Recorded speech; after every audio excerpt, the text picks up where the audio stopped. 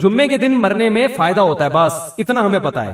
جمعے کے دن مرنے والے شخص کو لوگ کہتے ہیں اسے قبر میں حساب نہیں ہوتا۔ بھائی سب سے پہلے اعمال ہیں، یہ سب چیزیں فضائل میں آتی ہیں کہ جمعے کے دن مرنے کی فضیلت ہے، بس باقی یہ نہیں کہ وہ چوری بھی کی، زنا بھی کیا اور ماں باپ کو بھی ستاتا رہا تو صرف جمعے کو مرنے سے سب کچھ صاف ہو جائے گا، ایسا قرآن و سنت سے ہمیں پتا نہیں چلتا۔ آپ ستاتے رہے، سود کھاتے رہے، زنا کرتے رہے، 27ویں رات کو بھی مریں گے تو چترول لگیں گے قبر میں، کیونکہ قرآن نے سب سے زیادہ فوکس کیا ہے عمل کو۔ اگر پھر جمعہ ہفتے سے کام چل جاتا تو یہ پیغمبروں نے جو اتنی تکلیفیں اٹھائی ہیں یہ نہ اٹھاتے، بس پیغمبر دنیا سے یہ کہہ کے چلے جاتے تمام حضرات کوشش کریں جمعے کو مریں، وہ بس یتیموں کے حقوق اور یتیم کا مال جو کھاتے ہیں آگ کے انگارے کھا رہے ہیں، اور زنا پر جو سزائیں ہیں رجم کی اور کوڑے لگنے کی اور آگ کی وعیدیں، اور ماں باپ کو ستانے والے کی بخشش نہیں ہوگی، وہ عورت جو شوہر کی ناشکری ہو، یہ سب ختم ہو جاتی نا۔ جیسے حدیث میں آتا ہے نا کولونجی میں ہر بیماری کی شفا ہے، تو اس کا یہ مطلب نہیں ہے کہ اب ڈاکٹر کے پاس جانے کی ضرورت ہی نہیں ہے۔ سنا مکھی میں ہر بیماری کی شفا ہے، تو اب کورونا میں بس سنا مکھیاں کھلا کھلا کے باقی ساری ویکسین جو تیار ہو رہی ہے یہ دنیا، یہ سب یہ تو نبی نے نہیں ایسے کیا۔ اگر حدیث کا یہ مطلب ہوتا تو صحابہ کرام ہر گھر میں کولونجی رکھ لیتے، اور جب اسلامی حکومتیں قائم ہوئی تو میڈیکل کالج کھلے ہیں اس زمانے میں وہ سارے آگ لگا کے بند کر دیتے، نہ کوئی حکیم ہوتا نہ ڈاکٹر ہوتا، بھائی ہر بیماری کے لیے کیا ہے کولونجی۔ جیسے وہ ایک حکیم صاحب تھے، ہر ایک کو کیڑوں کی دوا دیتے تھے، وہ جو بھی آتا نا حکیم صاحب، بھائی کیڑوں کی دوا، پیٹ میں درد ہے کیڑوں کی دوا، سنا یہ ہے؟ سنا میں اپنے آپ کو مزہ نہیں آئے گا، جس نے نہیں سنا اس کو اس میں مزہ آئے گا۔ ہر ایک کو کیا دے رہے ہیں؟ کیڑوں کی دوا۔ ایک دن ایک آدمی درخت پہ چڑھا، نیچے گر گیا، ہڈی ٹوٹ گئی، حکیم صاحب کے پاس لے کر حکیم صاحب نے کیڑوں کی دوا دی۔ لوگ کہنے ہیں یار اس کا کیڑوں سے کیا تعلق ہے، ہڈی ٹوٹی ہے۔ حکیم صاحب نے کہا کیڑا تھا تبھی تو چڑھا تھا درخت پہ، یہ آئندہ کے لیے دی ہے تاکہ آئندہ ایسی حرکت، ایک ہڈی تو ٹوٹ گئی ہے دوسری تو سلامت رہے نا، صحیح۔ تو ہمارے یہاں بھی لوگ کیا کر رہے ہیں، ہر چیز میں بھائی کولونجی، ہر چیز میں بس سنا مکھی دے دو، بس شہد دے دو۔ حدیث کا یہ مطلب نہیں ہے، حدیث کا مطلب ہے کولونجی میں شفا ہے، کیسے ہے، کتنی مقدار میں کھانی ہے، کس وقت کھانی ہے، کس نے کھانی ہے، یہ تفصیل تو میڈیکل سائنس بتائے گی۔ حدیث میں ایک اشارہ دے دیا بھائی اس میں دوائیت کا عنصر ہے، بس ہمارا ایمان ہے اللہ کے نبی پر کہ کولونجی میں ہر بیماری سے اللہ نے شفا رکھی ہے۔ کیسے رکھی ہے میڈیکل سائنس بتائے گی، آپ صحیح ہے نا، یہ مولانا صاحب نہیں بتائیں گے آپ کو، یہ کون بتائے گا؟ شہد میں اللہ نے شفا رکھ دی ہے، کیسے رکھی ہے، کس مقدار میں رکھی ہے، کس وقت کھانا ہے، یہ میڈیکل سائنس بتائے گی، یہ مولانا بولو بھائی نہیں بتائیں گے آپ کو، صحیح ہے نا۔ تو اب ہر ایک کو کیڑوں کی دوا نہ دیا کریں، ٹھیک ہے۔ اور کیا بات کیا چل رہی تھی، ہاں، تو جمعے کے دن مرنے میں فائدہ ہوتا ہے، بس اتنا ہمیں پتا ہے، پورا ہی بخشا جاتا ہے ایسا نہیں ہے بھائی، اللہ بخش دے تو الگ بات ہے۔ جیسے آپ کو ہارٹ اٹیک ہو چکا ہے، اب آپ صرف کولونجی کے چند دانے چبا دو گے تو اٹیک نہیں ہوگا، ایسا نہیں ہے بھائی، اب تو وہ دوائیں بھی کھانی پڑیں گی۔ اور آپ نے 15 سال جو میرے مشورے پہ 2 پراٹھے صبح کھائے ہیں دیسی گھی کے، یا سوری دیسی گھی کے نہیں، وہ جو ہوٹل کے، تو وہ بھی اثر کریں گے اب 15 سال کے بعد، ٹھیک ہے نا۔ تو یہ سب کچھ ہوگا، تو اس لیے کولونجی بھی کھائیں، اور پہلی بات تو یہ کہ ان تمام بڑی بڑی چیزوں سے احتیاط کریں۔ تو اسی طرح اصل چیز ہے گناہ، دیکھو زہر کولونجی میں شفا ہے، لیکن آپ نے کہا میں ایک چٹکی کولونجی کی بھی لوں گا، ایک چٹکی زہر کی بھی کھاؤں گا، کیونکہ زہر سے جو بیماری آئے گی کولونجی سے شفا مل جائے گی، یہ دلیل صحیح ہوگی۔ تو اسی طرح بھائی کولونجی میں شفا ہے، بشرطے کہ زہر سے بچے، نقصان دہ چیزیں نہ کھائے، پھر شفا ہے۔ تو اسی طرح یاد رکھو جمعے کے دن مغفرت ہو جاتی ہے مرنے والے کی، بشرطے کہ جو زہر آخرت کے عذاب کا ذریعہ بنتا ہے نا، یتیموں کا مال کھانا، والدین کے حقوق ادا نہ کرنا، اس زہر سے بچے۔ تو پھر جو چھوٹی موٹی جراثیم ہے نا، وہ جمعے سے کیا ہو جائیں گے، وہ معاف ہو جائیں گے۔ تو صغیرہ گناہ، چھوٹے موٹے جو گناہ ہوتے ہیں وہ لیلۃ القدر میں مرنے سے بھی معاف ہو جاتے ہیں، جمعے میں مرنے سے بھی معاف ہوتے ہیں۔ جمعے میں مرنے سے تھوڑے والے جراثیم لیلۃ القدر میں تھوڑے اور اسٹرانگ جراثیم مر جاتے ہیں۔ لیکن یہ جو آپ جائیدادیں کھا کے بیٹھے ہوئے ہو بہنوں کی وراثت کے، حج فرض ہوا وہ نہیں ادا کیا آپ نے، ماں باپ کو ستایا، یہ اتنے بڑے بڑے جراثیم ہیں، یہ لیلۃ القدر کا اسپرے ان پہ کام بولو بھائی نہیں کرتا۔ اس کے لیے اللہ نے قرآن میں جو توبہ کا طریقہ بتایا ہے، اور حقوق العباد ہے تو وہ واپس کرنے پڑیں گے، وہی طریقہ ہے۔ بعض لوگ بہت غلوف کرتے ہیں، جو بھی لیلۃ القدر میں مر گیا بس وہ ڈائریکٹ جنت میں، ایسا نہیں ہے۔ اور یاد رکھو جو کبیرہ گناہ کا مرتکب ہو کھلے عام، تو شریعت نے اس کو فیور کرنے کی اجازت نہیں دی ہے۔ دیکھو خودکشی کرنے والے کا نماز جنازہ پڑھنا جائز ہے، پوری امت کا اجماع ہے، لیکن نبی نے نہیں پڑھا، نبی نے نہیں پڑھا۔ حالانکہ آپ تو رحمت للعالمین تھے نا، آپ سے زیادہ کسی کو ترس آیا ہوگا خودکشی کرنے والے پر، لیکن آپ نے نہیں پڑھا، بائیکاٹ کیا۔ کیوں؟ لوگ اس جرم کو ہلکا نہ سمجھے. تو ہم ایک جانب تو دیکھ رہے ہوتے ہیں کہ طرز کھانا ہے, دوسری یہ نہیں دیکھ رہے ہوتے کہ طرز کھانے سے معاشرے میں یہ جرم کیا ہو رہا ہے, پروموٹ. کبھی الحمدللہ میں کبھی خودکشی کرنے والے کی حمایت نہیں کرتا, نہ کبھی اس پہ طرز کھاتا ہوں. میرے پاس آتا ہے نا وہ بیچارے حالات سے تنگ آ کے کھمبے سے لٹک گیا, مار دیا, ہائے ہائے ہائے بیچارے. میں نے کہا اتنا مظلوم نہیں تھا. اگر اتنا نیک ہوتا تو قبر میں چترون لگ رہے ہوتے اس کے. ارے سب سے پہلے تو اللہ کو ترس آتا نا اس کے اوپر. حدیث میں آتا ہے جو خودکشی کرتا ہے برزخ میں وہی عذاب اس کو قیامت تک دیا جائے گا. یہ جو ابھی بالی ووڈ کے ایکٹر نے خودکشی کی ہے نا رسا لٹکا کے, تو حدیث کے مطابق آپ اس کی لاش کو جلائیں یا نہ جلائیں, قبر میں دفنائیں, جو بھی کام کرتے ہیں, ہمارے نبی نے ہمیں یہ بتایا ہے کہ قیامت کا عذاب بعد میں, قیامت تک یہ اسی طرح اپنے آپ کو پھندے سے لٹکا کے مارتا رہے گا. اللہ اس میں جان ڈالیں گے. برزخی زندگی میں ہوتا ہے یہ کام, باڈی کو نہیں پتا چلتا. اس پر ایک پورا بیان میرا تفصیل سے ہو چکا ہے. برزخ میں اللہ اس کی روح کو جسم دیں گے, اسی طرح اللہ کہیں گے لٹکو, مارو اپنے آپ کو. تڑپے گا, مرے گا, پھر پھندا لٹکے گا. حدیث میں آتا ہے جس نے پہاڑ سے گرا کے اپنے آپ کو مارا تو قیامت تک اللہ اس کے لیے پہاڑ قائم کرتے رہیں گے, وہ اس پہ گرا کے اپنے آپ کو مارتا رہے گا. مرے گا, پھر اللہ زندہ کریں گے, پہاڑ پہ چڑھائیں گے, پھر گرائیں گے اس کو. قیامت تک یہ عذاب ہوتا رہے گا. تو خودکشی کرنے والے پہ کبھی ترس نہ کھایا کریں, یہ جرم ہے. اور پاکستانی قانون کے حساب سے بھی جرم ہے. خودکشی کرنے والا اگر بچ جائے اس کے خلاف FIR کٹوائی جا سکتی ہے, اریسٹ ہو جائے گا فوراً. بہت سی خواتین سوسائڈ کرتی ہیں شوہر کے سسرال کے حالات سے تنگ آ کے. حالات تو ہوتے ہیں سسرال کے بڑے بڑے خراب بھی ہوتے ہیں. آپ کو خودکشی کرنے کی اجازت, بولو بھائی نہیں.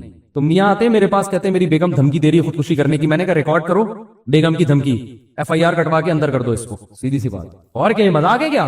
اگر یہ پی لے زہر تو شوہر کا تو بیچارہ چوڑے میں آ گیا, اس لیے کہ پھر یہ بتانا کتنا مشکل ہوگا کہ اس نے نہیں مارا, خود مری ہے. پھر اگر مر گئی تو پھر وہ ایک نئی ٹینشن کھڑی کہ اس نے اتنا ٹارچر کیا ہوگا کہ بیچاری نے اپنے آپ کو مار لیا. تو کوئی بھی غم ہو آپ کو اپنے آپ کو قتل کرنے کی اجازت نہیں ہے. شوہر اتنا بڑا ظالم ہے, طلاق لو بھائی, اس سے خلا مانگو, گھر سے بھاگ جاؤ. اگر ظالم ہو ایسا نہ کو بھاگ جائے بلا وجہ, کوئی اتنا ٹارچر کر رہا ہے تو بھاگنے کا آپشن ہے آپ کے پاس, گھر سے بھاگ جائیں, آپ کہیں بھی جا کے پناہ لے لیں. مارنے کی اجازت نہیں ہے, اپنے آپ قتل نہیں کر سکتے آپ. قتل کیا تو اللہ پھر جو لٹکائے گا نا وہ شوہر کے لٹکانے سے زیادہ ہوگا. تو مارنے کی اجازت نہیں ہے کیسے بھی غم ہو. اور پھر ان کو غم بھی نہیں ہوتے, کم وقتوں کے کھا رہے ہوتے ہیں صبح پراٹھے, بس ایک محبت ناکام ہو گئی تو لٹک گئے. چلو سسرال تو ٹینشن دیتا بھی ہے نا, اداکاروں کو کیا ٹینشن ہوتی ہے بھائی, تمہارے پاس عزت بھی ہے, تمہارے پاس دولت بھی ہے, تم نے چاند پہ زمینیں خرید کے رکھی ہوئی ہیں, یا خریدنے کی باتیں کر رہے ہو, مجھے نہیں پتا خریدی ہیں یا خریدنے کی باتیں تھی. تو اتنے آپ ہائی پروفائل آدمی ہو اور آپ غموں سے پتہ نہیں کون سے غم آپ کے لگ گئے کہ آپ لٹک کے ہلاک ہو گئے. اس کا مطلب آپ لوگوں میں عدم برداشت پیدا کر رہے ہو. نہیں آ رہی بات سمجھ میں؟ آپ لوگوں کو بزبان حال لٹکنے کی ترغیب دے رہے ہو, یہ آپ نے جرم کیا ہے. تو اس لیے یہ آپ کی روح امن میں رہے, شانتی میں رہے, یہ بالکل ضرورت نہیں ہے. صرف آپ اتنا بول سکتے ہو بھائی کہ جو ہے نا یہ ہمیں افسوس ہوا کہ لٹک گئے, لیکن اچھا کام محترم نے نہیں کیا, اور اس سے لوگوں کے حوصلوں کو کیا کیا ہے, پست کیا ہے. نوجوانوں کو لٹکنے کی ترغیب دی ہے, غلط کیا. اگر یہ دوبارہ زندہ ہو کے آ جائے FIR کٹوا کے ہم تھانے میں بند کرائیں گے. اگر انڈیا کے لوگ اس طرح کے کمنٹس کریں نا تو ہم سلوٹ کریں ان کو, بالکل صحیح. انڈیا کے اداکاروں کو چاہیے, جتنے بالی ووڈ کے دوسرے ایکٹرز ہیں ان کو چاہیے کہ اس ایکٹر نے جب خودکشی کی ہے تو آپ کمنٹ میں یہ لکھیں کہ یہ اچھا کام نہیں کیا, کوئی اتنی بڑی ٹینشن نہیں تھی کہ جس پہ لٹکا جاتا, ہر ٹینشن کا حل بولو نا موجود ہے, اچھا کام نہیں کیا. اور اگر یہ محترم زندہ ہو کے دوبارہ آ گئے تو پولیس کو بتا کے فوراً کیا کرنا ہے ہم نے, کیونکہ جرم ایک تو اپنے آپ کو ہلاک کیا, آپ بھی تو ایک انسان ہو نا, تو انسانیت کے ناطے آپ پر لازم تھا کہ اپنی زندگی کی حفاظت کرتے. دوسرا, آپ نے لاکھوں لوگوں کو ترغیب دی ہے لٹکنے کی, کیونکہ اب آپ جتنے مرضی بیانات دیتے رہے خودکشی کے خلاف, نوجوان جو یہ لٹکتا ہوا منظر دیکھیں گے ان کے پاس ایک راستہ دکھا دیا آپ نے کہ یار اتنا بڑا آدمی جب لٹک سکتا ہے تو میرا غم تو اس سے بھی زیادہ ہے, اس کا غم میرے غم جیسا نہیں ہے. یہ اس کے پاس تو پیسہ بھی تھا اور شہرت بھی تھی اور جوانی بھی تھی, بیماری بھی نہیں تھی, سب کچھ تھا. میں تو بے روزگاری سے تنگ آیا ہوا ہوں, میرا تو ٹماٹر کا ٹھیلا بھی آج کل نہیں لگ رہا کوئی خرید رہا. میری تو اس کی تو گرل فرینڈ بھاگ گئی تھی, میری تو سچی مچی کی بیوی بھاگ گئی ہوئی ہے. تو اس سے بڑے جس کو غم ہوں گے وہ کہے گا ہم تو آسانی سے لٹک سکتے ہیں.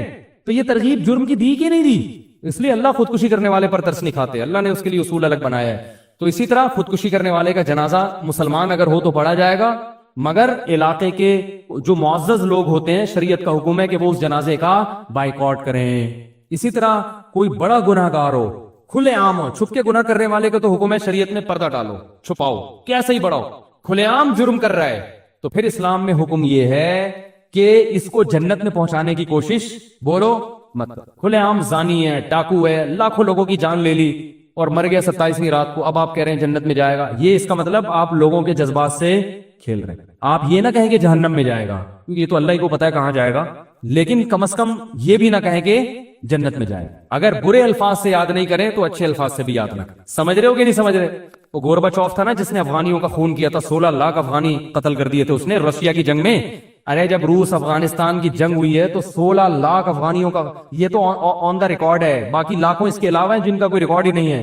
افغانستان کو کھنڈر بنا دیا. تو ایک صاحب گورباچوف پہ ترس کھا رہے تھے کہ اللہ کرے مسلمان ہو جائے، قیامت کے دن میں اس کی بخشش کرواؤں گا. تو ایک پٹھان بیٹھا ہوا تھا، اس نے کہا گورباچوف ملے تو صحیح قیامت کے دن دیکھتا ہوں.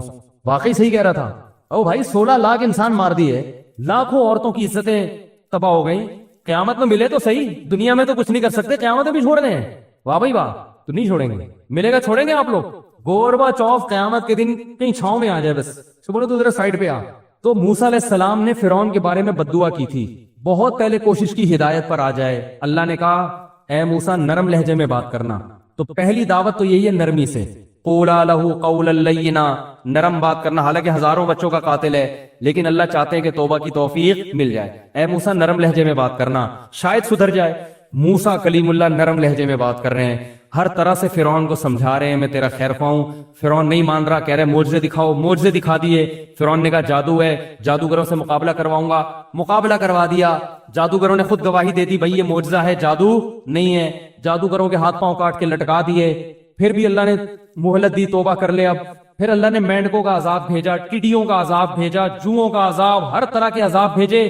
جب موسیٰ علیہ السلام دعا کرتے عذاب ٹل جاتا، دعا نہیں کرتے تو عذاب نہیں ٹلتا. صاف دکھا دیا وجاہدوا بہا واستیقنتھا انفسہم. اللہ فرماتے ہیں فرعون اور اس کے درباریوں کو یقین ہو گیا کہ یہ اللہ کا پیغمبر ہے، یہ جھوٹا نہیں ہے، پھر بھی انکار کرتے رہے. بالآخر جب ظلم انتہا ہوئی ہے نا، تو پھر موسیٰ علیہ السلام نے بد دعا کی ہے، اور ہارون علیہ السلام نے بھی ہاتھ اٹھائے، اے اللہ اب فرعون کو تباہ کر دے، اور پہلا دعا میں تجھ سے یہ مانگتا ہوں کہ اس کو اس سے ہدایت کی توفیق سلب کر لے. ربنا اطمس علی اموالہم واشدد علی قلوبہم. اے اللہ اس کے دل پہ مہر لگا دے، اس کو ایمان کی توفیق نہ ملے. ایسا نہ ہو کہ اتنی بدماشیاں کی ہیں اس نے، اب جب اس کی ہلاکت کا وقت آیا اور ہمارا وقت آیا کہ ہمیں ظلم سے نجات ملے، پتہ چلا یہ کلمہ پڑھ کے کیا ہو گیا؟ مسلمان. اور اللہ کا قاعدہ ہے کہ جب کوئی کلمہ پڑھ کے مسلمان ہو گیا 99 سال میں بھی، تو اللہ پچھلا سب کیا کر دیتے ہیں؟ معاف. اے اللہ اب کلمہ پڑھنے تیرا اصول تو چینج نہیں ہو سکتا، کلمہ پڑھے گا تو نے تو معاف کرنا ہی کرنا ہے. میں یہ تو نہیں کہتا کہ اپنا اصول چینج کر لے، یہ تو نے کرنا نہیں ہے. موت سے پہلے جو توبہ کرے گا تو نے معاف کرنا ہے، یہ تو تیرا لگا بندہ اصول ہے. یہ اصول تو تیرا چینج نہیں ہو سکتا.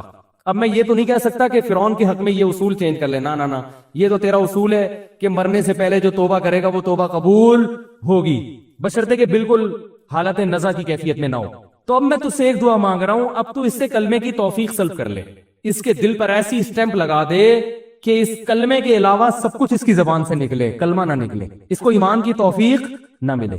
تو بتاؤ موسیٰ علیہ السلام یہ جو دعا مانگ رہے ہیں، تو کیا موسیٰ علیہ السلام ظالم تھے؟ ہے بھائی؟ کیا موسیٰ علیہ السلام چاہتے تھے کہ فرعون زبردستی جہنم میں جائے؟ وہ کسی کو جلتا ہوا دیکھ کے خوش ہونا چاہتے تھے؟ اگر آپ موسیٰ علیہ السلام کے بارے میں ایسے بدگمان ہو تو پھر یہ ایمان خطرے میں ہے نا. پیغمبر ہر لحاظ سے کامل ہوتا ہے، پیغمبر میں کوئی فالٹ بولو نہیں ہوتا.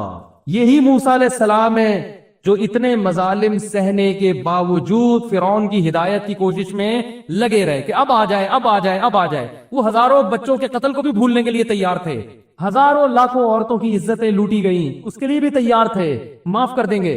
لیکن فرعون تیار نہیں تھا. اب جب آخری وقت ہے، ظلم حد سے بڑھ گیا ہے، تو موسیٰ علیہ السلام دعا مانگ رہے ہیں اللہ اس کے دل پہ مہر لگا دے، جب تک یہ دردناک عذاب نہ دیکھے اس وقت تک اس کو ایمان کی توفیق نہ ملے. کیونکہ جب عذاب دیکھے گا تو ایمان لانے سے فائدہ نہیں ہوگا، یہ اللہ کا اٹل فیصلہ ہے. عذاب دیکھنے کے بعد ایمان قبول نہیں. اللہ نے کیا فرمایا؟ اجیبت دعوتکما، اے موسیٰ اور ہارون تم دونوں کی دعا میں نے قبول کر لیے. اب فرعون پر کوئی نصیحت اثر نہیں کرے گی، اب میں اس کو ایمان لانے ہی نہیں دوں گا. تو یہ بھی ایک آپشن ہے بھائی، یہ بھی ایک انداز ہے، سمجھ رہے ہو نا؟ تو اسلام میں بیلنس ہے. بعض لوگ اس طرف ہو جاتے ہیں، بعض اتنے سخت دل ہو جاتے ہیں کہ وہ کہتے ہیں پہلی دفعہ میں ہی ڈنڈا لے کے چڑھ جاؤ. وہ مولانا طارق جمیل صاحب اگر کسی حاکم سے ملنے جا رہے ہیں تو اس کو بھی اعتراض، کہ علماء تو حکومت کے پاس نہیں جاتے تھے، وہ موسیٰ علیہ السلام تو فرعون جیسے ظالم کے پاس گئے ہیں، تو مولانا طارق بن صاحب وزیر اعظم کے پاس نہیں جا سکتے. تو ایک طرف غلو ہو جاتا ہے اور بعض دفعہ دوسری طرف غلو ہو جاتا ہے. اتنے میٹھے بن جاتے ہیں کہ ایک آدمی ظلم کر رہا ہے تو بددعا کرنے کو بھی حرام کہتے ہیں کہ نا نا نا نا نا نا، اور کوشش کرتے ہیں لیلۃ القدر میں مروا کے اس کو کہاں بھیجیں؟ جنت میں بھیجیں. لیلۃ القدر میں مرا جنت میں جائے گا، لیلۃ القدر میں مرا جنت میں جائے گا. او بھائی یہ جنت میں چلا گیا تو ان ہزاروں لوگ جو ہے نا ان پہ ترس کھاؤ. تو موسیٰ علیہ السلام فرعون سے دشمنی نہیں تھی، اپنی قوم سے محبت تھی. فرعون سے دشمنی میں نہیں بد دعا کر رہے تھے فرعون کے خلاف، اپنی قوم سے محبت میں غیرت کی وجہ سے دعا کر رہے تھے کہ اللہ یہ جنت میں چلا گیا تو میری قوم کے جو جذبات ہے نا، جو ہزاروں صدیوں سے یہ ظلم کر رہا ہے، ہمارے جذبات کو ٹھیس پہنچے گی. ہم بھی تو تیرے بندے، کچھ ہمارا بھی خیال کر لے. ہم چاہتے ہیں کہ لٹکے کم بختی ہے. تو یہ بھی غیرت ہوتی ہے بھائی. نہیں آ رہی سمجھ میں تو جیسے چل رہے ہو ویسے ہی چلو. میں بار بار کہتا ہوں اگر میری باتیں سمجھ میں نہیں آ رہی تو جیسے چل رہے ہیں جس سٹائل سے، اسی سٹائل کی سپیڈ اور بڑھا دے پھر، ٹھیک ہے؟ سپیڈ اور بڑھا دے. اللہ سمجھنے کی توفیق عطا فرمائے. بیلنس رہنا چاہیے. یہ سٹائل بھی ہے تو وہ والا سٹائل بھی، دونوں ہے. نبی کے پاس بھی یہ دونوں طریقے تھے. آپ نے بددعائیں بھی کی ہیں. فتح مکہ کے دن آپ نے اعلان کیا سب کو معاف کر دو.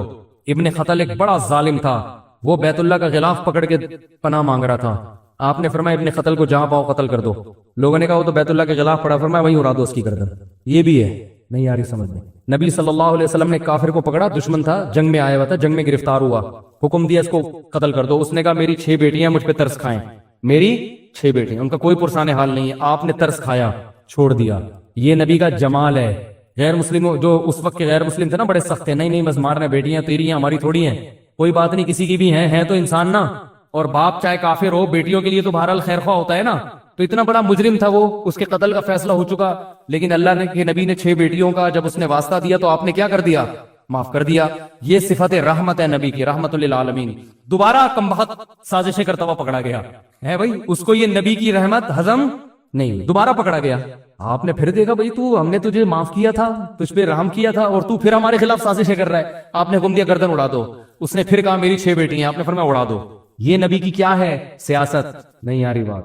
پھر آپ نے فرمایا لا یلدغ المؤمن من جوہر مرتین، مومن کو ایک سوراخ سے 2 دفعہ ڈسا نہیں جا سکتا. اگر ہم نے پھر چھوڑ دیا، یہ کہیں گے یہ مومن تو بڑے بیوقوف ہوتے ہیں، یہ 2 آنسو بہاؤ ترس کھا جاتے ہیں. یہ بھائی تجھے خود اپنی بیٹیوں کا خیال نہیں ہے تو اب بھی سوال پیدا ہوتا ہے بیٹیاں تو یتیم ہو گئی نا، تو بھائی پہلے اپنے لوگوں کو تو یتیم ہونے سے بچاؤ. اگر اس کو چھوڑ دیا تو ہمارے بندے مارتا رہے گا، تو یہ ان کی بیٹیاں کسی کی بیٹیاں نہیں ہے کیا؟ ہم تیری بیٹیوں کا خیال کریں، اپنی بیٹیوں کا خیال کریں. تو یہ ہے بیلنس جو آج مارکیٹ میں کیا چل رہا ہے. رحم دل ہوں گے تو کتوں پہ کے خلاف میرا بیان، میں نے کتوں کے خلاف بیان کیا تو جو رحم دل لوگ ہیں ان کو یہ کہہ رہے ہیں یار کتوں کو مارنے کا حکم دے رہے، توبہ توبہ استغفر اللہ. کتوں پہ ترس آنا شروع ہو گیا، اور سخت دل بنتے ہیں تو اتنے کہ ماشاءاللہ وہ کتے لوگوں کو کاٹ رہے ہیں. ان لوگوں پہ ترس، 2 مرغیاں ہماری لے گئے. مفتی صاحب پہ ترس، اور وہی زیادہ انڈے دیا کرتی تھی. آپ کیا، آپ کو کیسے پتا چلا؟ جب مرغیاں شارٹ ہوئی ہیں تو انڈوں کی تعداد میں غیر معمولی کمی آئی ہے، اور لوگوں کو کاٹ رہے ہیں، پاگل ہو رہے ہیں. کتے کا پتہ تھوڑی ہوتا ہے بعض دفعہ کہ پاگل ہے کہ نہیں ہے، یہ تو کتوں کو ہی پتا ہوتا ہے کہ بھائی یہ پاگل ہے یا نہیں. تو کتا ہی ٹریس کر کے بتا سکتا ہے کہ یہ پاگل ہے اور کتنا ہے. تو عجیب حساب ہے یار. کتوں کو قتل کرنے کا ہم نے حکم دیا کہ MC والوں کو چاہیے ان کو ماریں، تو اس پہ ترس آ رہا ہے کہ کتوں کو تو اسلام نے حکم دیا کہ پانی پلاؤ ان کو. ایک طرف اتنے رحم دل اور سخت دلی اتنی ہے کہ وہ کتے لوگوں کو کاٹ رہے ہیں، بائکوں والے ٹکرا کے گر رہے ہیں، ان کی ہڈیاں ٹوٹ رہی ہیں، ان بائکوں والوں پہ ترس نہیں. یہ ہے تو اسلام معتدل چیز مذہب ہے، وہ اعتدال سکھاتا ہے. اللہ سمجھنے کی عمل کی توفیق عطا فرمائے. بہت زیادہ ہو گیا بس.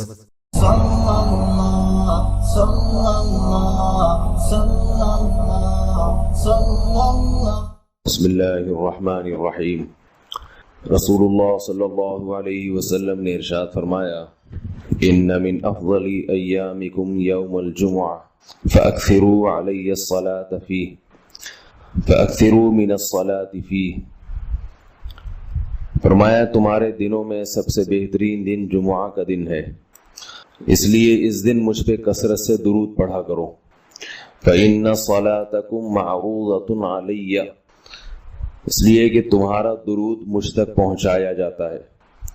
صحابی نے پوچھا یا رسول اللہ کیف تعرض علیک صلاتنا وقد ارمت، ہمارا درود آپ تک کیسے پہنچایا جائے گا جبکہ آپ جب دنیا سے جائیں گے قبر میں جسم آپ کا ختم ہو جائے گا تو ہمارا درود آپ تک کیسے پہنچے گا؟ تو آپ صلی اللہ علیہ وسلم نے فرمایا ان اللہ حرم علی الارض اجساد الانبیاء، اللہ تعالیٰ نے پیغمبروں کے جسموں پر زمین پر پیغمبروں کے جسموں کو حرام کر دیا. زمین کسی پیغمبر کے جسم کو کبھی ختم نہیں کرتی. تو یہ بھی امت کا اجماعی عقیدہ ہے کہ جتنے بھی انبیاء ہیں ان کے جسم بالکل سلامت رہتے ہیں. شہداء میں تو یہ بہت زیادہ مشاہدہ ہوتا ہے، بہت سارے شہداء کے جسم سلامت رہتے ہیں. تو ایک اور حدیث میں آپ صلی اللہ علیہ وسلم نے فرمایا من صلی علیہ صلاۃ صلی اللہ بہا عشرہ، جس نے مجھ پر ایک دفعہ درود بھیجا. درود کہتے ہیں نبی صلی اللہ علیہ وسلم کے لیے اللہ تعالیٰ سے خصوصی رحمت کی دعا کرنا. ایک ہوتا ہے عام دعا، کسی کے لیے بھی رحمت. صلاۃ کہتے ہیں خصوصی رحمت جو اللہ اپنے خاص بندوں پہ کرتا ہے. اس لیے صلاۃ کا جو لفظ ہے نا، یہ درود اور صلاۃ یہ پیغمبر کے علاوہ کسی کے لیے جائز نہیں ہے، کیونکہ یہ صلاۃ خاص کس کے خاصہ ہے؟ یہ پیغمبروں کا. اس لیے ہم اللہم صلی علی محمد تو کہہ سکتے ہیں، لیکن یوں نہیں کہہ سکتے اللہم صلی علی فلان. تو وہ صلی جو ہے نا، صلاۃ یہ خاص قسم کی رحمتیں ہوتی ہیں جو اللہ پیغمبروں پر بھیجتے ہیں. تبھی قرآن میں آتا ہے اولئک علیہم صلوات من ربہم ورحمہ، کہ جو لوگ صبر کرتے ہیں ان پر اللہ کی خصوصی رحمتیں بھی ہیں اور رحمت بھی ہے. تو پتہ چلا صلاۃ اور رحمت میں فرق ہے. صلاۃ اعلیٰ قسم کی رحمتوں کو کہتے ہیں. تو آپ صلی اللہ علیہ وسلم نے فرمایا جس نے میرے لیے ایک مرتبہ رحمت کی دعا کی، درود شریف پڑھا میرے لیے، تو اللہ اس پر 10 رحمتیں بھیجتے ہیں. اور جمعہ کے دن زیادہ فضیلت ہے درود شریف پڑھنے کی. البتہ یہ جو جمعہ کے دن میں حدیث مشہور ہے کہ 80 سال کے گناہ معاف ہوتے ہیں جمعہ کے دن درود پڑھنے سے، یہ حدیث سند کے لحاظ سے کمزور ہے. لیکن یہ جو میں نے حدیث پڑھی کہ جمعے کا دن یہ جو جمعے کے دن سورہ کہف پڑھنے کی فضیلت ہے، تو یہ جمعے کی رات کو اگر کوئی پڑھ لے تو بھی یہ فضیلت حاصل ہو جائے گی. تو کیونکہ روایات میں جمعے کی رات کا بھی تذکرہ ملتا ہے اور جمعے کا بھی تذکرہ ملتا ہے.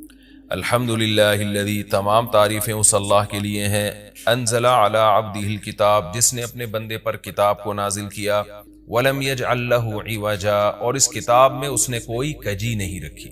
یہ قرآن کا کمال ہے. آپ الحمد سے لے کے والناس تک پڑھیں، 2 اور 2 4 کی طرح اس کی آیتیں اور اس کے مضامین سمجھ میں آتے ہیں. قرآن کے علاوہ کوئی بھی مذہبی کتاب آپ پڑھ لینا تو آپ کو سمجھ میں نہیں آئے گی کہ یہ کیا کہا جا رہا ہے اس میں، اور وہ باتیں نیچر کو اپیل بھی نہیں کریں گی، اور انسان وسوسوں کا شکار ہو جائے گا اور مصیبت میں پڑ جائے گا.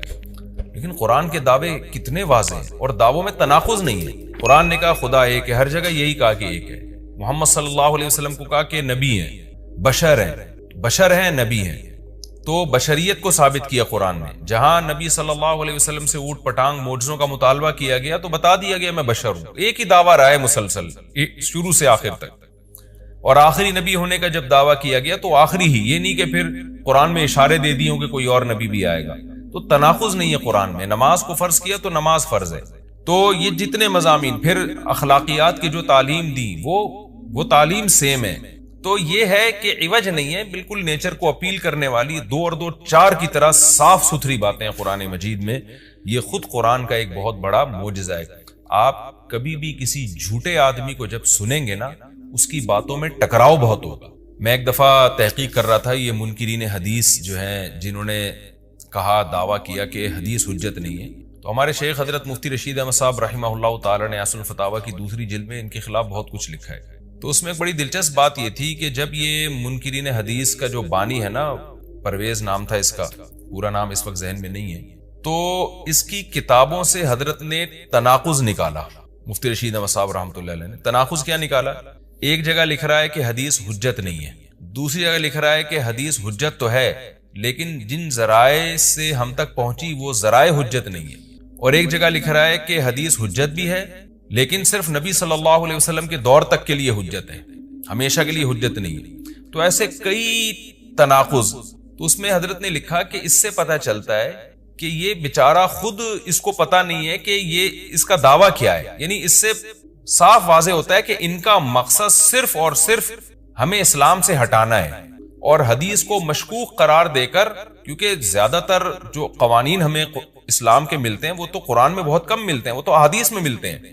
قرآن تو زیادہ تر عقیدے کی بات کرتا ہے، آخرت کے تصور کو ہماری نظروں میں اجاگر کرتا ہے، اخلاقیات سکھاتا ہے، مسائل، فقی مسائل، وہ تو زیادہ تر احادیث میں ہے، اسلامی قانون جسے ہم کہتے ہیں۔ تو مقصد اس کا یہ ہے کہ اسلامی قانون سے کسی طرح لوگوں کو ہٹایا جائے۔ تو جیسے جس وقت بن پڑی وہ دعویٰ اس نے کر دیا۔ کبھی مجلس دیکھی کہ یار اس وقت یہ دعویٰ کرنا زیادہ مناسب ہے کہ حدیث حجت تو ہے لیکن جن ذرائع سے پہنچی وہ ذرائع قابل اعتماد نہیں ہے، تو وہاں اس نے یہ دعویٰ کر دیا۔ تو جھوٹا آدمی کسی ایک بات پہ ٹکتا نہیں ہے۔ آپ مرزا غلام احمد قادیانی کے دعووں کو دیکھ لیں، اس کی کتابوں میں کہیں وہ لکھتا ہے کہ میں نبی نہیں ہوں، میں تو امام ہوں، اور کہیں لکھتا ہے کہ میں، شروع میں اس نے یہ دعویٰ کیا تھا کہ میں نبی نہیں ہوں، میں امام مہدی ہوں، پھر اس نے دعویٰ کیا میں حضرت وہی عیسیٰ علیہ الصلوۃ والسلام جو مسیح موعود وہ ہوں۔ اس کی کتابوں میں اتنا ٹکراؤ ہے، وجہ اس کی یہ ہے کہ باطل کا ایک ہدف ہوتا ہے، تو وہ دیکھتا ہے کہ جیسا دیس ویسا بھیس۔ جیسے اس کا ہدف ہوتا ہے شہرت، دولت، اور یا لوگوں میں پھوٹ ڈالنا یا کوئی منصب حاصل کرنا کسی سے، تو وہ پھر دیکھتا ہے کہ جس وقت جو طریقہ اس کو سوٹیبل لگتا ہے نا، وہ وہی طریقہ اختیار کر لے۔ تو ہر باطل میں یہ ہوتا ہے۔ آج بھی ہم دیکھتے ہیں جو اہل باطل ہوتے ہیں وہ کسی ایک بات پہ ٹکتے نہیں ہیں۔ ایک تو ہوتا ہے نا انسان سے غلطی سے ایک دعویٰ ہو گیا اس سے رجوع کر لے، وہ ایک الگ چیز ہے، وہ تو ہر انسان سے خطا ہو سکتی ہے، لیکن اہل باطل کے دعووں میں بہت ٹکراؤ ہوتا ہے، وہ کسی ایک بات پہ ٹکتے نہیں ہیں۔ آج بہت سارے اسکالرز ایسے ہیں کہ آپ جب ان کی تقریریں سنیں گے یا ان کی کتابیں پڑھیں گے تو انہیں بہت ٹکراؤ نظر آئے گا۔ اسی سے صاف پتہ چل جاتا ہے کہ یہ لوگ اپنے دعوے میں مخلص نہیں ہیں، ان کا مقصد پھوٹ ڈالنا ہے۔ تو جتنی جو تحریف شدہ آسمانی کتابیں ہیں، یہ جتنے باطل مذاہب ہیں، ان میں بھی آپ کو یہ ٹکراؤ نظر آئے گا۔ تو قرآن یہ دعویٰ بار بار کرتا ہے کہ اللہ تعالیٰ نے جو کلام اپنے حبیب صلی اللہ علیہ وسلم پہ نازل کیا اس میں آپ کو عوج نظر نہیں آئے گا، کوئی کجی نظر نہیں آئے گی، بہت واضح 2 اور 2 4 کی طرح وہ اپنے دعووں کو دعوے کرتا ہے قرآن مجید، اور اس پر دلائل قائم کرتا ہے۔ قیمن، اللہ فرماتے ہیں سیدھا سیدھا کلام ہے، لینذر بأسا، تاکہ یہ ڈرا دے۔ کہ اللہ تو نے اتنا صاف ستھرا کلام نازل کیوں کیا؟ اللہ کہتے ہیں 2 وجہ سے، برے لوگوں کو ڈرانے کے لیے، اچھے لوگوں کو امیدیں دلانے کے لیے، تاکہ برے لوگ برائی سے بچیں اور اچھے لوگوں کو موٹیویشن ملے۔ یہ دعویٰ بھی قرآن کا کتنا پیارا اور کتنا صاف ستھرا ہے۔ برائی کو ختم کرنا چاہتا ہے قرآن، اچھائی کو پروموٹ کرنا چاہتا ہے۔ لِيُنذِرَ بَأْسًا شَدِيدًا، ہم نے کیوں نازل کیا؟ تاکہ یہ ڈرا دے شدید عذاب سے، مِن لَدُنْهُ، اللہ کی طرف سے، یعنی اللہ کی طرف سے ڈرا دے۔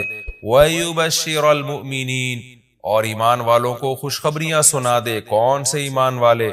الَّذِينَ يَعْمَلُونَ الصَّالِحَاتِ، جو اچھے اعمال کرتے ہیں۔ کیا خوشخبری سنا دے؟ ان لہم اجرا حسنا، کہ ان کو اجر ملے گا بہت اچھا، اور ایسا اجر ملے گا ماکثین فیہ ابدا، رہیں گے اس اجر میں وہ ہمیشہ ہمیشہ۔ وینذر الذین قالوا، اور تاکہ یہ کلام ڈرا دے ان لوگوں کو، الذین قالوا، جو کہتے ہیں اتخذ اللہ ولدا۔ اللہ نے ڈرانے کا ذکر 2 دفعہ کیا، اس لیے کہ ایک تو عام لوگ جو برے ہوتے ہیں ان کو ڈرا دے، اور مشرکین میں خاص طور پر یہ برائی تھی کہ یہود و نصارہ کی باتوں میں آ کے اللہ کے لیے اولاد ٹھہرا لیا کرتے تھے، وہ فرشتوں کو بیٹیاں کہہ دیا، یا عیسائیوں کی باتوں میں آ کے اللہ کے لیے اولاد ٹھہرا دی۔ تو اس لیے اللہ نے خاص طور پر ان مشرکین اور ان کافروں کا ذکر کیا جو نبی صلی اللہ علیہ وسلم کے دور میں اللہ کے لیے اولاد ٹھہراتے تھے، کہ ان کو بھی ڈرا دیا جائے۔ وَيُنذِرَ الَّذِينَ قَالُوا، اور ڈرا دے ان لوگوں کو جو کہتے ہیں اتخذ اللہ ولدا، کہ اللہ نے ٹھہرا لی ہے اولاد۔ سورہ کہف بھی مکی صورتوں میں سے ہے نا، تو اس میں بھی توحید کا مضمون بہت ہوگا۔ ما لہم بہ من علم، نہیں ہے ان کے لیے اس دعوے پر کوئی دلیل، ولا لآبائہم، اور نہ ان کے باپ دادا کے پاس کوئی دلیل تھی۔ یہ اکثر کہتے تھے نا بھائی ٹھیک ہے ہمارے پاس دلیل نہیں ہے لیکن ہم اپنے باپ دادا کو فالو کرتے ہیں، تو اللہ کہتے ہیں تمہارے باپ دادا کے پاس کون سے اس دعوے کی کوئی دلیل تھی؟ اور یہ جملہ ہلکا نہیں ہے، کبرت کلمتن، بہت بڑا ہے یہ کلمے کے اعتبار سے، ایسا کلمہ جو ان کی منہ سے نکلتا ہے، منہ سے نکلنے والا کلمہ یہ بہت بڑا کلمہ ہے، بہت بھاری ہے زمین اور آسمان پر، کہ اللہ کے لیے اولاد ٹھہرا دی۔ ان یقولون الا کذبا، نہیں بولتے یہ لوگ مگر نرا جھوٹ بولتے ہیں یہ۔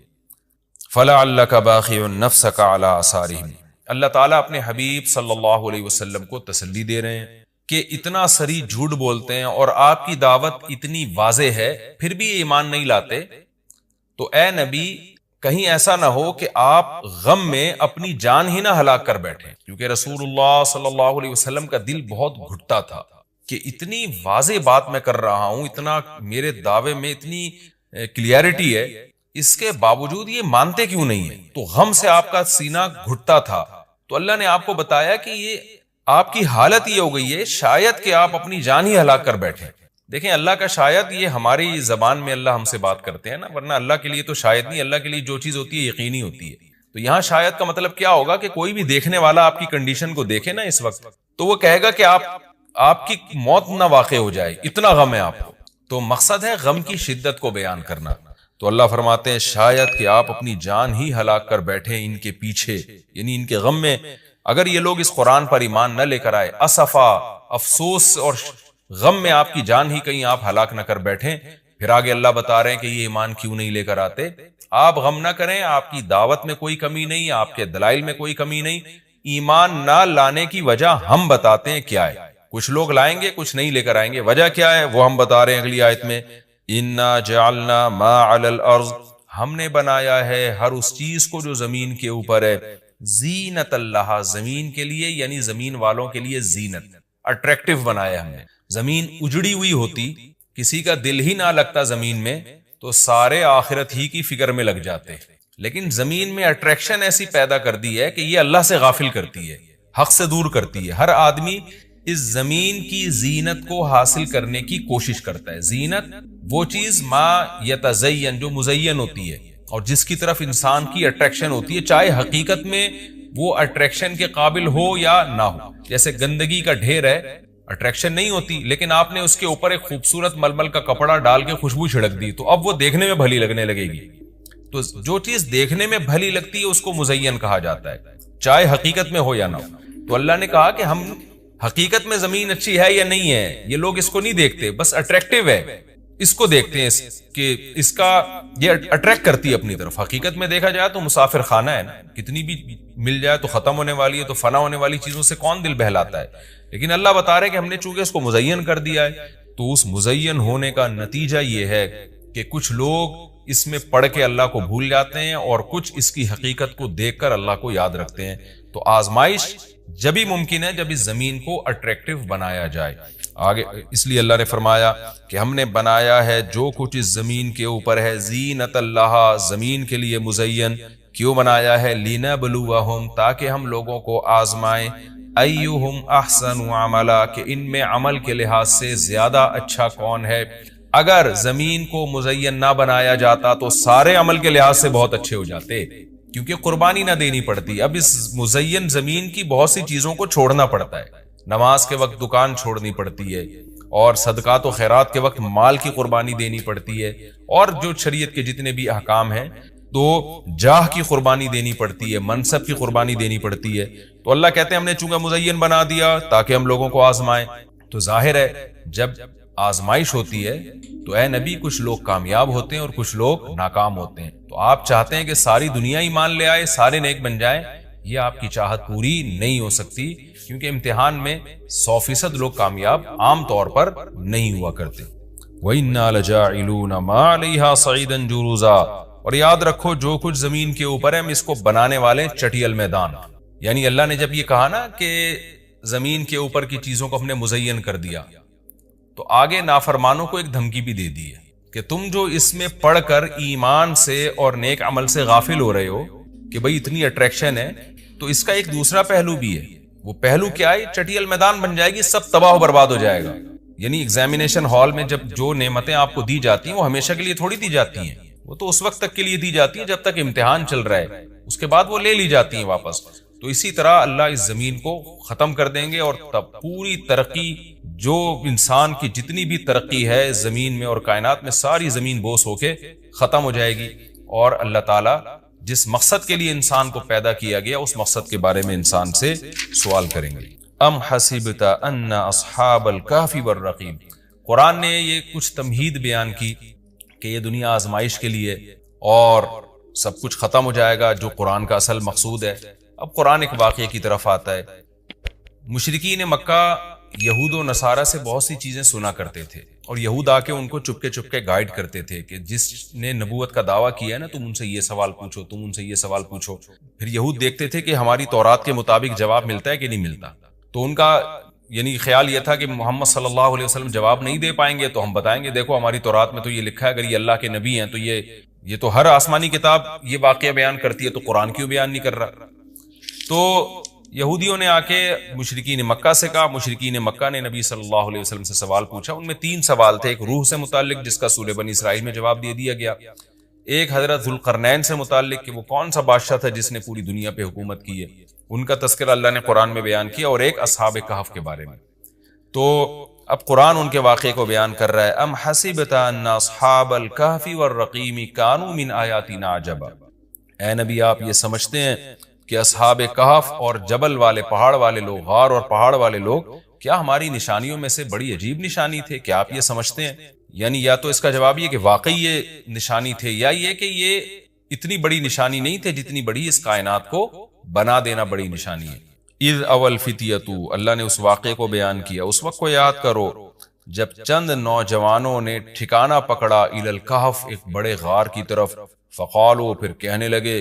اب دیکھیں قرآن جب واقعہ بیان کرتا ہے نا تو سوال تو مشرکین نے اصحاب کہف کا پوچھا تھا، بتا دیا جاتا بھئی ایک زمانے میں اصحاب کہف تھے جو مشرک بادشاہ تھا جس کے ظلم سے تنگ آ کے وہ علاقہ چھوڑ کے چلے گئے اور 300 سال غار میں رہے، اور پھر 300 سال کے بعد واپس آئے اور لوگوں نے پھر بڑی عقیدت کی، محبت کی، بس اتنا کافی تھا. لیکن قرآن واقعہ اس انداز سے بیان کرتا ہے کہ اس میں اسباق ملنا شروع ہو جائے، ہمیں اس میں اسباق ملنا شروع ہو جائیں. اب دیکھیں شروع کیسے کیا جا رہا ہے.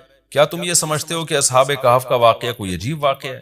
یعنی اللہ کے لیے تو کوئی عجیب نہیں ہے. یعنی انسانوں پر گویا اللہ تعجب کر رہے ہیں کہ اس واقعے کو تم عجیب سمجھ رہے ہو، اور اس سے بڑے عجیب عجیب کام جو ہم نے کر دیے، پانی کے قطرے سے انسان کو بنا دیا اور اتنا بڑا نظام بنا دیا ہم نے کائنات کا، اس کو عجیب نہیں سمجھ رہے. تو یہ انسان کی بھی عقل ہے نا کہ ایک واقعہ عجیب و غریب ہو جائے تو اس پہ حیران ہو رہا ہوتا ہے، اور وہ پوری کائنات بن گئی اور انسان کا پانی سے وجود میں آ جانا، چونکہ یہ ہم اس کے عادی ہو چکے ہیں یہ منظر دیکھنے کے، تو یہ ہمارے نظر میں عجیب نہیں رہا، ورنہ حقیقت میں تو اس سے زیادہ عجیب کام اللہ کر چکا ہے. تو ایک تو سبق اللہ نے ہمیں یہ بتایا اس واقعے میں کہ یہ واقعہ اتنا عجیب نہیں جتنا اللہ کے دوسرے کام زیادہ عجیب ہیں. تو قرآن واقعہ بیان کرتا ہے اس انداز سے تاکہ ہمیں اس سے اسباق ملے. اذا والفتیۃ الی الکہف، نوجوانوں نے غار میں پناہ لی، فقالوا ربنا، اور کیا کہنے لگے، اے ہمارے رب، آتنا من لدنک رحمہ، تو دے ہمیں اپنی طرف سے رحمت، اور حیئ لنا من امرنا رشدا، ہمارے معاملے میں کوئی رشد کا انتظام کر دے، یعنی درستگی کا انتظام کر دے. اس میں کیا سبق ملتا ہے کہ جو مشرک بادشاہ تھا، کافر بادشاہ تھا، چند نوجوان اسلام لے کر آئے، اللہ کے برحق دین کو قبول کیا. ان کو یہ یقین تھا کہ ہم اس علاقے میں رہ کر اپنے دین اور مذہب پہ قائم نہیں رہ سکتے، لہذا انہوں نے ارادہ کیا ہم ہجرت کرتے ہیں. تو اب ہجرت کر کے جائیں کہاں؟ تو اللہ سے دعائیں مانگ رہے ہیں.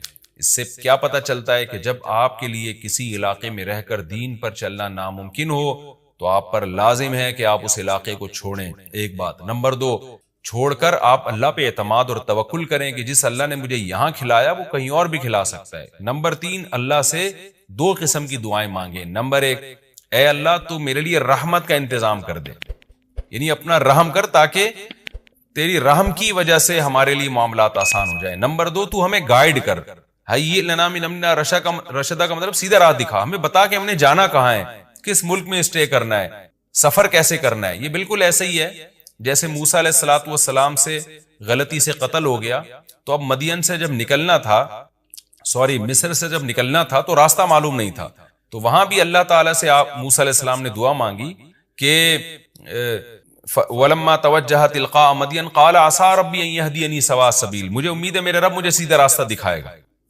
تو جب انسان کو راستے معلوم نہ ہو، گائیڈنس نہ مل رہی ہو کہ جانا کہاں ہے، کہاں اسٹے کرنا ہے، تو ایسے موقع پہ اللہ سے سیدھے راستے کی دعا مانگنی چاہیے. تو یہاں بھی انہوں نے دعا مانگی کہ اللہ تو ہمارے لیے رحمت کا انتظام کر دے اور ہمارے لیے ہمیں گائیڈ کر دے کہ ہم نے جانا کہاں ہے، کہاں اسٹے کرنا ہے. تو قرآن کہتا ہے ہم نے ان کی دعا کو قبول کی. فَضَرَبْنَا عَلَىٰ آذَانِهِمْ، رحمت کا انتظام کیسے ہوا کہ ہم نے غار کے اندر گئے، ان کے کتے کو ساتھ لے کر غار کے اندر گئے، اور وہاں انہوں نے کہا کہ فی الحال ہم یہاں لوگوں سے چھپ جائیں، کسی طریقے سے پناہ میں آ جائیں، پھر دیکھیں گے جی اٹھ کے ہم نے جانا کہاں ہے.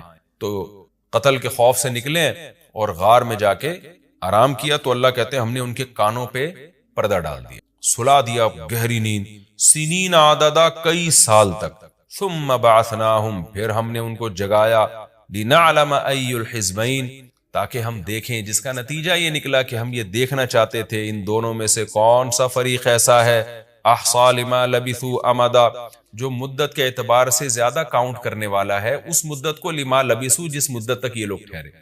یعنی اللہ تعالیٰ بھی گویا ان کو دیکھ کے خوش ہو رہے ہیں کہ دیکھیں ان کے آپس میں تبصرے کیا ہوتے ہیں، کیونکہ کسی کے ساتھ ایسا کبھی نہیں ہوا. تو اب جب یہ اٹھیں گے تو اللہ کی گویا کہ اللہ تعالیٰ بھی ان کی بات کو دیکھ کرنا ایک خوش ہو رہے ہیں ان کو دیکھ کے کہ دیکھو میں یہ باتیں آپس میں کیا کرتے ہیں. تو کسی نے کیا کہا، کسی نے کیا کہا، یہ سارا تذکرہ آگے آئے گا. یہ واقعہ آگے بھی چلے گا اور انشاءاللہ اس کی تفصیل اگلے رکوع میں زیادہ آئے گی. ہمارا یہ رکوع الحمدللہ کمپلیٹ ہو گیا اور وقت بھی تقریباً کمپلیٹ ہی ہونے والا ہے ہمارا. تو انشاءاللہ اگلے ایپیسوڈ میں اس واقعے کو ہم مکمل کریں گے. تفسیر اس کی بہت آسان ہے، زیادہ ڈیٹیل میں جانے کی ضرورت نہیں ہے. اور میں بار بار بتاتا ہوں کہ یہ جو میں تفسیر کے لیکچر ریکارڈ کروا رہا ہوں اس کا بنیادی مقصد صرف اور صرف یہ ہے کہ جب آپ قرآن مجید کی تلاوت کریں تو آپ کو سمجھ میں آئے کہ آپ کیا پڑھ رہے ہیں، کیا سن رہے ہیں. تلاوت سنیں تو سمجھ میں آئے کہ کیا سن رہے ہیں آپ تراویح میں یا ویسے نارملی جب آپ تلاوت کرتے. اس تفسیر کے لیکچر کا مقصد لمبی چوڑی تفسیریں نہیں ہیں، کیونکہ میں اگر چاہوں تو ایک ایک رکوع میں 6 مہینے لگا دوں اس کی ڈیٹیل بیان کرنے میں، اور چاہوں تو میں مختصر رکھوں اس کو. تو میں نے مختصر اس لیے رکھا ہے کہ آپ کو قرآن سمجھ میں آئے، لہذا قرآن سامنے رکھ کر آپ بیٹھا کریں اور ایک ہی لائنوں والا قرآن ہمیشہ رکھیں. 15 لائنوں والا ہے تو پوری زندگی پھر 15 لائنوں والوں سے تلاوت کریں. 16 لائنوں والا ہے تو 16 لائنوں والے سے آپ تلاوت کریں، تاکہ آپ کو جب وہ صفحہ سامنے ہوگا نا تو آپ جب بھی تلاوت کریں گے تو آپ کو اس کا مفہوم انشاءاللہ ذہن میں آئے. تو قرآن کی بیس آپ کی مضبوط ہو جائے. باقی تفسیریں تو پھر اتنی لمبی تفسیریں ہیں وہ پڑھتے چلے جائیں، اس میں علمی نکات بہت ہیں. تو میں چاہتا ہوں آپ کی بیس مضبوط ہو جائے. جب قرآن پڑھیں آپ تو عربی میں ہی سمجھ میں آئے آپ کو. سورہ کہف میں بہت سارے واقعات بیان ہوئے.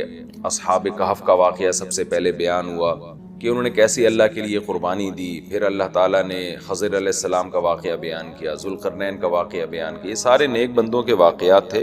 اب ایک خلاصہ بیان کیا جا رہا ہے کہ ان سب کا حاصل کیا ہے کہ اچھا عمل کرو اور برائی سے بچو. اور اس میں سب سے بڑی رکاوٹ تھی مشرکین کے غلط عقیدے. وہ اچھے عمل کو، شرک کو اچھا عمل سمجھتے تھے. تو اس کی نفی کی گئی ہے کہ اچھا عمل وہ ہے جس کو اللہ اچھا کہے. تو پورے رکوع میں یہی ہے کہ اگر ابھی بھی نہیں مانتے تو پھر آخرت میں تمہارے لیے جہنم کی آگ ہے. کیونکہ ان سب واقعات کا اور ان سب باتوں کا حاصل خلاصہ یہی ہے کہ عمل اچھا کرو، آخرت پر یقین کرو، توحید کا مذہب اختیار کرو اور نیک اعمال اختیار کرو، ورنہ تمہارے لیے جہنم کی آگ ہے.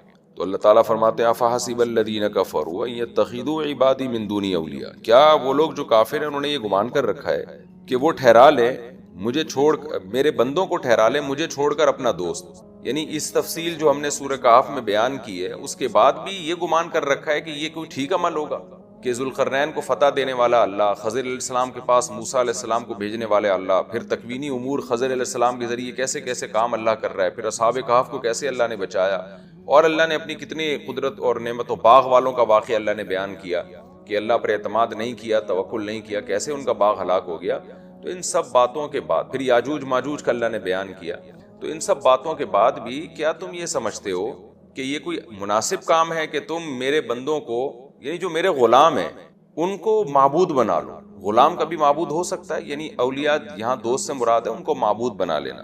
انا اعتدنا جہنم للکافرین نزلا، ایسے کافروں کے لیے تو ہم نے جہنم تیار کر کے رکھی ہے. نزلا بطور مہمانی کے، ایک تحکم کہتے ہیں اس کو، یعنی اس کو مہمانی تو نہیں ہے حقیقت میں، لیکن جب آپ کسی کو بڑی شدید وعید سناتے ہیں تو آپ یہی کہتے ہیں کہ تو آ، میں تیرا اکرام کروں گا زہر کے ذریعے. تو وہاں اکرام کا لفظ ایک مجازن استعمال کیا جاتا ہے اور اس کو بیان کرنے کے لیے کہ یہ جیسے اکرام میں پورا اہتمام کیا جاتا ہے نا، تو تجھے مارنے کا بھی ہم نے پورا اہتمام کیا ہے. تو مجازن اس کو مہمان نوازی سے تعبیر کیا جاتا ہے، دعوت سے تعبیر کیا جاتا ہے. آگے اللہ فرماتے ہیں قل هل ننبئکم بالاخسرین اعمالا، کیا ہم تمہیں ان لوگوں کو نہ بتائیں جو خسارے کے اعتبار سے بہت بڑے خسارے والے ہیں. بہت بڑے خسارے والا اس لیے کہا کہ دو قسم کے لوگ خسارے میں ہوتے ہیں. ایک وہ جو برا عمل کریں اور اس کو برا سمجھ کے کریں، ان کو پتہ ہے کہ ہمیں سزا ملے گی اس کی، اور سزا ملتی ہے، اللہ تعالیٰ ہم سب کو محفوظ رکھے. دوسرا وہ لوگ ہیں جو برا عمل کر رہے ہیں لیکن یہ سمجھ کے کر رہے ہیں کہ یہ اچھا ہے، تو وہ امیدیں لگا کے بیٹھے ہوتے ہیں کہ اس کا ہمیں بہت فائدہ ہوگا. تو یہ زیادہ خسارے والے لوگ ہیں، کیونکہ ان کی تو امیدوں پہ بالکل پانی پھر جائے گا. ان کے ساتھ تو وہ ہوگا جن کی ان کو توقع ہی نہیں تھی. ایک آدمی امتحان کی تیاری ہی نہیں کرتا، ایک طالب علم، ایک اسٹوڈنٹ تیاری ہی نہیں کرتا، اسے پتا ہے میں نے فیل ہونا ہے، لیکن ایک تیاری کر رہا ہے فزکس کی، حالانکہ پیپر جو ہے میتھ کا آنے والا ہے. تو جب اس کے سامنے پیپر آئے گا تو اس نے تو اتنی محنت کی ہوگی فزکس کے لیے، اور پتہ چلا پیپر جو ہے وہ میتھ کا ہے، جس کا آپ کو پتہ ہی نہیں تھا کہ تیاری نہیں کی، اس کا غم کتنا ہوگا۔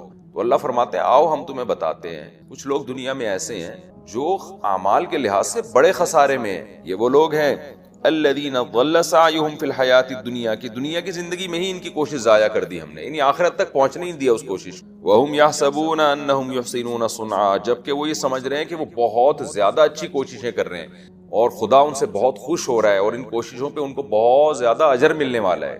مشرک یہی کرتا ہے نا، بدعتی یہی کرتا ہے، کافر یہی کرتا ہے، وہ چند چیزوں کو ٹھیک کر کے سمجھتا ہے کہ میں ہمیشہ کے لیے کامیاب ہوں، حالانکہ وہ سب ضائع ہو رہی ہیں، برباد ہو رہی ہیں، کیونکہ توحید کے بغیر اور وہ اعمال جن کو اللہ اس کے رسول نے اچھا کہا ہو، تو اللہ رسول سے پوچھے بغیر اگر کوئی عمل آپ کرتے ہیں تو آپ کی نظر میں اچھا ہے، وہ اللہ کی نظر میں اچھا نہیں، وہ ضائع ہو رہا ہے۔ تو فرمایا کہ اولئک الذین کفروا بآیات ربہم، یہ وہ لوگ ہیں جنہوں نے اپنے رب کی آیات کا انکار کیا۔ تو جو اپنے رب کی آیات کا انکار کرتا ہے، وہ عمل کتنا ہی اچھا کر رہا ہو، اس بیچارے کو یہ پتہ نہیں ہے کہ اس کا یہ عمل ضائع ہو رہا ہے، دنیا میں ختم ہو جائے گا۔ وَلِقَائِهِ، اور یہ وہ لوگ ہیں جنہوں نے اپنے رب کی ملاقات کا انکار کیا۔ کسی کا اگر یہ عقیدہ نہیں ہے کہ قیامت قائم ہوگی، مجھے میرے اعمال کا حساب و کتاب دینا پڑے گا، تو قرآن سے پتہ چلتا ہے وہ کتنا ہی اچھا عمل کر لے، ساری